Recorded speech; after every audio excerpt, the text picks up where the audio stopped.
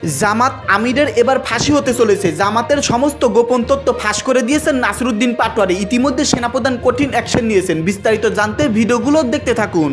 আমাদের জামাত ইসলাম এবং 1971 এই ইস্যুটা কোনোভাবেই শেষ হচ্ছে না। সেই এনসিপি এবার শেখ হাসিনার যে অসম্পূর্ণ কাজ আছে, অসম্পূর্ণ স্বপ্ন আছে আওয়ামী লীগের, এটাকে বাস্তবায়নের পক্ষে অবস্থান নিতে যাচ্ছে। তার মানে দিন শেষে ঘুরে ফিরে জামাত এবং 1971 এবং রাজাকার যে শব্দ বা এটার বিভিন্ন যে ব্যাখ্যা, সেখান থেকে জামাতকে আগামী দিনের বাংলাদেশ বা জেনজির বাংলাদেশ, কোনো বাংলাদেশেই তাদের সম্ভবত এই জায়গা থেকে দায় মুক্তি হচ্ছে না। আগামী নির্বাচনে জামাতের নির্বাচনী কৌশল কি, এটা কিন্তু এখনো পরিষ্কার না। এনসিপি নেতা নাসিরুদ্দিন পাটোয়ারি তিনি 71-এর গণহত্যাকারী, 71-এর মুক্তিযুদ্ধের বিপক্ষে যারা ছিল তাদের বিচার চাইলেন। আসসালামু আলাইকুম সম্মানিত দর্শক, আজকে আপনাদেরকে দেখাবো এমন একটি গুরুত্বপূর্ণ ভিডিও, যে ভিডিওটি দেখলে রীতিমতো অবাক হবেন।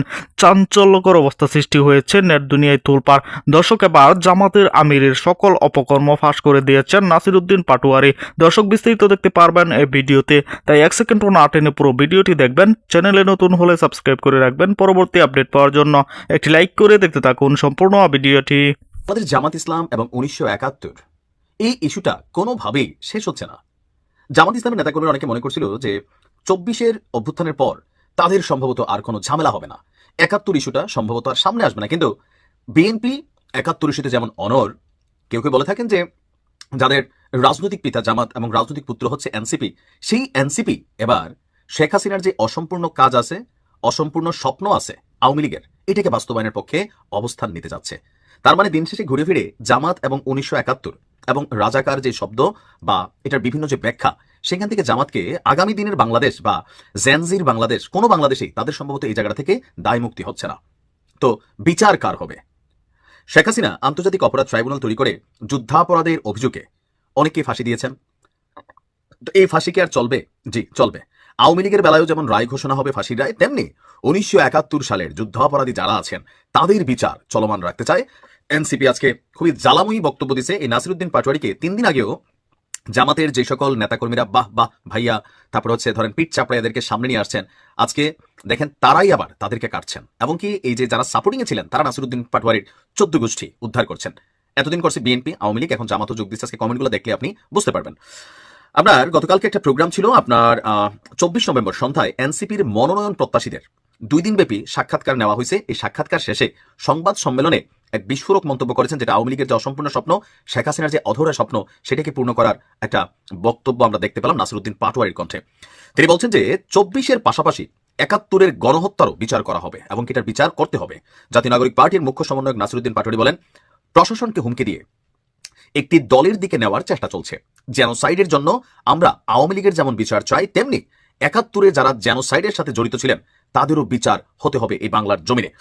নাসিরুদ্দিন পাটোয়ারির বক্তব্য যে স্টেটকে, মানে বাংলাদেশকে জামাতে ইসলামী এবং বিএনপি বানাবেন না, সব মানুষ যেন তাদের নাগরিক অধিকার পায় তেমন করুন। নির্বাচন কমিশন একদিকে ঢেলে পড়েছে ধর্মীয় ফ্যাসিবাদ, চাঁদাবাজ, সন্ত্রাস থেকে বের হয়ে আমরা নতুন পদ্ধতিতে এগিয়ে যাচ্ছি, যা গণতন্ত্রের নতুন জোট দেখতে পাবে বাংলাদেশ, যা সন্ত্রাস, চাঁদাবাজ এবং দুর্নীতির বিপক্ষে আগামীর ব্যালট গণতন্ত্রের পক্ষে জয় আনবে। তো বুঝতেই পারছেন যে জামাতের একজন নেতা যেমন বলছিলেন, জন্ম নিয়েই বাপের সাথে পাঙ্গা নিও না। অনেকটা কিন্তু এখন বাচ্চা বড় হয়ে গেছে, থাকে না, সন্তান যদি বেয়াদব হয়ে যায় একসময় বাবা চুপ হয়ে যেতে হয়। এখন এই নাসিরুদ্দিন পাটোয়ারি যেই ভাষায় বিএনপিকে নিয়ে কথা বলে, যেই ভাষায় এতদিন আওয়ামী লীগকে নিয়ে কথা বলে, তখন আমরা দেখছি নাসিরুদ্দিন পাটোয়ারিকে সাপোর্ট করে জামাতের অনেক নেতা কর্মী। আমি কয়েকজনকে চিনি। এখন আজকে যখন জামাত নিয়ে মন্তব্য করছে, তখন আপনাদের অবস্থান পরিবর্তন হয়ে গেছে। আসলে দিন শেষে বাংলাদেশের সার্বিক প্রেক্ষাপট কি? ধরেন আমার দলের বিরুদ্ধে, আমার নেতার বিরুদ্ধে যেই কথা বলবে, এইটা আমরা মানতে পারবো না, তাদেরকে অনেক কিছু মনে করবো। আবার যখন তার বক্তব্যটা আমার দলের পক্ষে, আমার ব্যক্তির সাথে কাজে দেয়, রাজনৈতিক সাথে কাজে যায়, তারে কোলে তুলে নিব, চুমাবো, খাওয়াবো, টাকা পয়সা দিব, সাপোর্ট দেবো, মানে প্রায়োরিটি দেবো, সব দিব। এখন নাসিরুদ্দিন পাটোয়ারির পক্ষে যারা এতদিন ছিলেন, আজকের এই বক্তব্যটা আপনারা কিভাবে দেখছেন?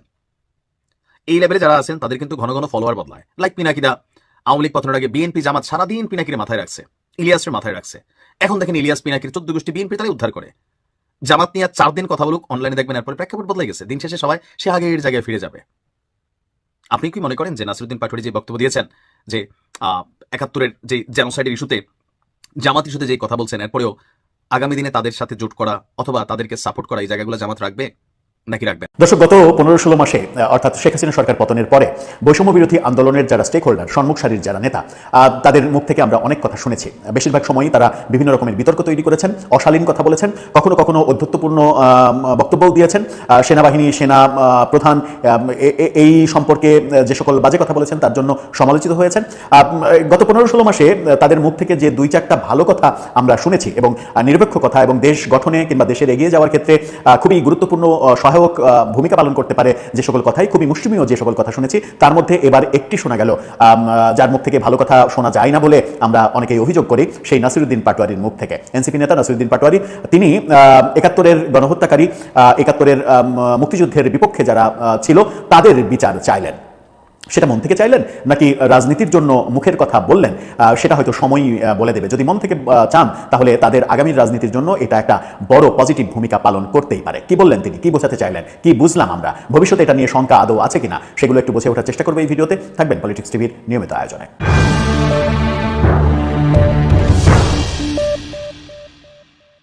দর্শক, বলছিলাম এনসিপি নেতা নাসিরুদ্দিন পাটোয়ারির কথা। তিনি আওয়ামী লীগের বিচার, শেখ হাসিনার বিচার, এগুলো নিয়ে সোচ্চার হওয়ারই কথা। সোচ্চার হতে তার সমস্যা নেই, খুবই স্বাভাবিকভাবে তিনি বিভিন্ন বিষয়ে দাবি করছেন, তারা সবাই দাবি করছেন। দাবি করাটা যৌক্তিক, কখনো কখনো তো যৌক্তিক, কখনো কখনো সেটা আলাদা ব্যাপার যে অযৌক্তিক হতেই পারে, কিন্তু বেশিরভাগ ক্ষেত্রেই তাদের দিক থেকে যদি চিন্তা করা যায় তাহলে সেটা যৌক্তিক। কিন্তু মুক্তিযুদ্ধের ব্যাপারে, মহান মুক্তিযুদ্ধের বিরোধিতা, মুক্তিযুদ্ধে 30 লক্ষ শহীদ, 2 লক্ষ মা বোনের সম্ভ্রম, এই ব্যাপারগুলো নিয়ে খুব একটা পজিটিভ কথা তাদের মুখ থেকে আমরা শুনিনি। এবার আমার মনে হয় যে একটা ভালো কথা বললেন এবং এই কথার জন্য তার প্রশংসা করা উচিত এবং এনসিপিরও প্রশংসা করা উচিত। কি সেই কথা? শিরোনামটা দেখে নিতে পারেন কালের কণ্ঠের। তিনি বলেছেন 71-এর গণহত্যাকারীদেরও বিচার চাই। খুবই ভালো কথা। মানে শেখ হাসিনা যেমন বিচার চাই, 24-এর গণহত্যাকারীদের যেমন বিচার চাই, 71-এর গণহত্যাকারীদেরও বিচার চাই। আপনি 24 সম্পর্কে যা ইচ্ছা তাই বলবেন, সেটাতে সমস্যা নেই, কিন্তু এই যে এই কথাটা পজিটিভ একটা বাক্য জুড়ে দিলেন, এটাই আপনাদের রাজনীতির জন্য একটা পজিটিভ মাইল ফলক হতে পারে যদি এটা মন থেকে বলে থাকেন। কি বললেন চলুন একটু দেখি। 24-এর পাশাপাশি 71-এর গণহত্যারও বিচার চাইলেন জাতীয় নাগরিক পার্টির মুখ্য সমন্বয়ক নাসিরুদ্দিন পাটোয়ারি। গত সন্ধ্যায় এনসিপির মনোনয়ন প্রত্যাশীদের 2 দিনব্যাপী সাক্ষাৎকার নেওয়া শেষে সাংবাদিকদের সঙ্গে এই কথা বলেন। পাটোয়ারি বলেছেন, প্রশাসনকে হুমকি দিয়ে একটি দলের দিকে নিয়ে যাওয়ার চেষ্টা হচ্ছে। জেনোসাইডের জন্য আমরা আওয়ামী লীগের যেমন বিচার চাই, তেমনি 71-এ যারা জেনোসাইডের সাথে জড়িত তাদেরও বিচার চাই। এই যে প্রশাসনকে হুমকি দিয়ে একটি দলের দিকে নিয়ে যাওয়ার চেষ্টা হচ্ছে, যেটা আমরা দেখেছিলাম গত পরশুদিন, খবরটা সয়লাভ হয়েছিল এবং গণমাধ্যমে প্রচুর ভাইরাল হয়েছিল, সামাজিক যোগাযোগ মাধ্যমে ভাইরাল হয়েছিল। জামাতের এক নেতা চট্টগ্রামে, শাহজাহান চৌধুরী সম্ভবত তার নাম, তিনি বলেছিলেন পুলিশ আমাদের কথায় উঠবে, বসবে, খাবে, এটা করবে, ওটা করবে, বিচার করবে, অ্যারেস্ট করবে, মামলা করবে, আমরা যেভাবে বলবো সেভাবে করবে, তেমন কথা বলেছিলেন। তারপরে বিএনপির পক্ষ থেকে তাকে গ্রেপ্তারের দাবি জানানো হয়েছিল আর জামাতের পক্ষ থেকে বলা হয়েছিল এটা তার ব্যক্তিগত বক্তব্য, এর সঙ্গে জামাতের কোনো সম্পর্ক। দর্শক, সম্পূর্ণ ভিডিওটি দেখলেন, অবশ্যই বুঝতে পেরেছেন ভিডিওটি গুরুত্বপূর্ণ ছিল। দর্শক, এই ভিডিওতে যে তথ্যগুলো আপনারা পেয়েছেন এ বিষয়ে আপনাদের কি মতামত তা অবশ্যই কমেন্ট করে জানাবেন এবং পরবর্তী আপডেট ভিডিওগুলো সবার আগে পেতে চ্যানেলটিকে এখনই সাবস্ক্রাইব করে রাখুন। এই মুহূর্তে বিদায় নিচ্ছি, দেখা হবে পরবর্তী কোনো ভিডিওতে। সে পর্যন্ত ভালো থাকুন, সুস্থ থাকুন। আসসালামু আলাইকুম।